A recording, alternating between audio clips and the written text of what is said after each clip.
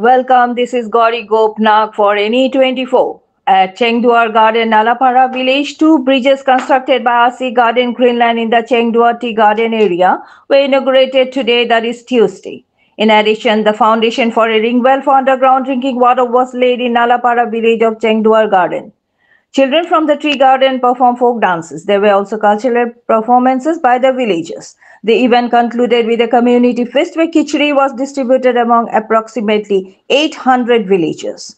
Present at today's event were Rotary Club District Governor Sukhbinder Singh, Rotary Club Greenland President Dr. Amit Kalwar, Ratanpur Garden CEO Sushil Singh, Rotary Club Secretary Dheeraj Jain, and other notable local dignitaries. For more news and updates, subscribe our channel NE24 YouTube and support us by following our page. हम rotary वाले अपना काम करते हैं क्योंकि सरकार किसको लेके है, सरकार हम ही लोगों को लेके है।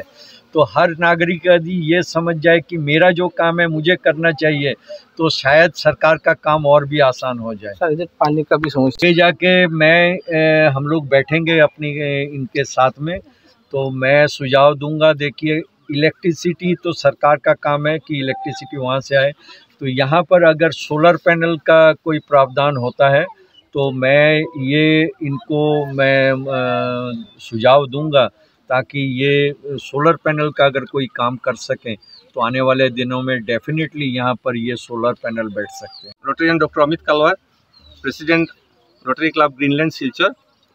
আমরা আজকে এই চেংদুয়ার গার্ডেনে নালাপাড় ভিলেজে এই একটা কি বলবো, এটা আমাদের খুব সিগনেচার প্রজেক্ট, যেটাকে আমাদের হেল্প করেছেন আমাদের সনাতন উন্নয়ন সংস্থার অশোকদা। উনি আমাদেরকে এই গ্রামে নিয়ে এসেছিলেন প্রথম দুর্গাপূজার আগে আমরা এসেছিলাম। এখানে এসে আমরা বস্ত্র বিতরণ করেছিলাম।